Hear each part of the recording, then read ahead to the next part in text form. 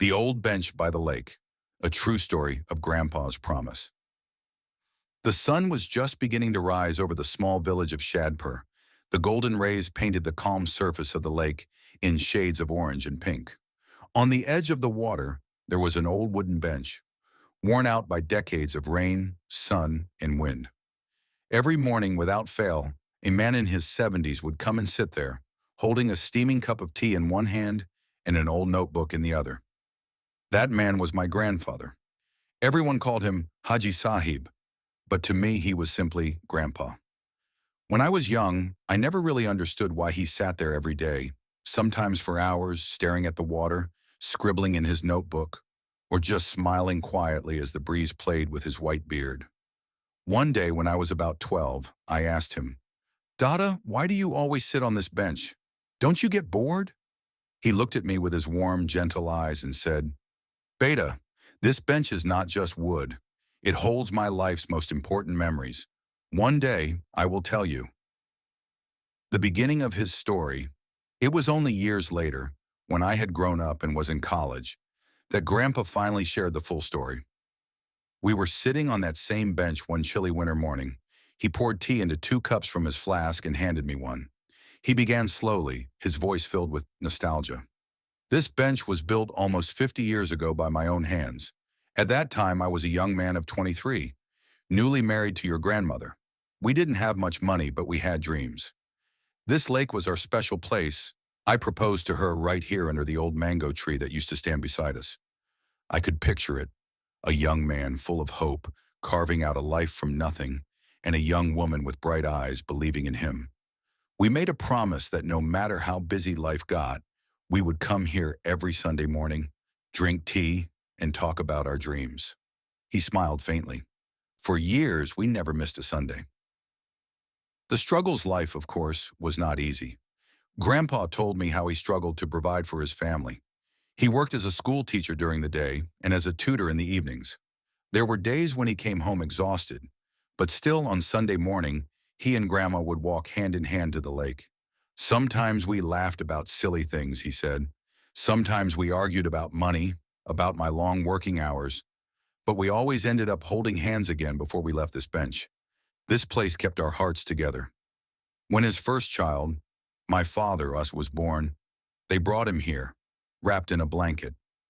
Grandpa laughed, telling me how my father's tiny hands had grabbed at the wooden armrest of the bench like he owned it.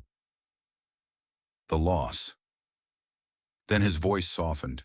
His eyes looked far away. "One day your grandmother wasn't feeling well.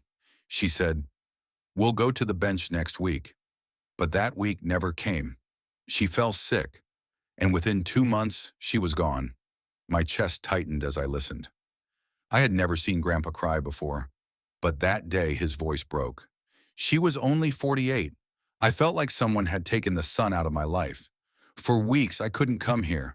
I couldn't bear to see the lake without her."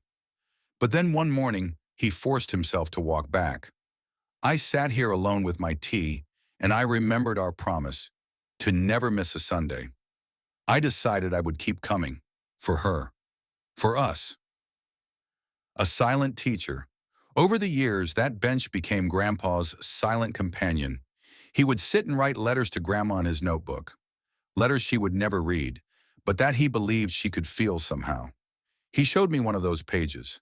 It was simple, written in neat Urdu handwriting. "Today the wind was strong. The lake looked restless. I missed your laugh. I wore the sweater you knitted for me, and for a moment I could almost feel your hand in mine again." I realized then that my grandpa had been teaching me something all along, about love, about keeping promises, about finding strength in routine. A meeting by the bench. One summer evening, a young man sat next to Grandpa on the bench.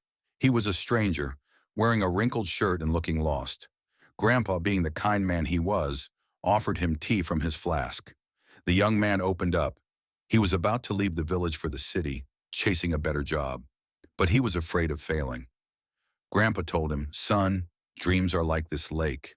Sometimes the water is calm, sometimes stormy. But if you keep sitting here long enough, you'll see it always returns to peace. So keep showing up for your dreams, even on the bad days. That young man came back years later, now a successful businessman, to thank Grandpa. Passing down the promise. As I got older, my own life became busy. College classes, part-time jobs, friends. There was always something. But every time I visited my village, I would find Grandpa on that bench, still keeping his promise. One day he said to me, "Beta, when I'm gone, I want you to sit here sometimes, not for me, but for yourself. This bench will remind you that no matter how fast the world moves, you can always pause and breathe." The final morning. Last winter, I visited the village for New Year. Grandpa was thinner, but his smile was the same.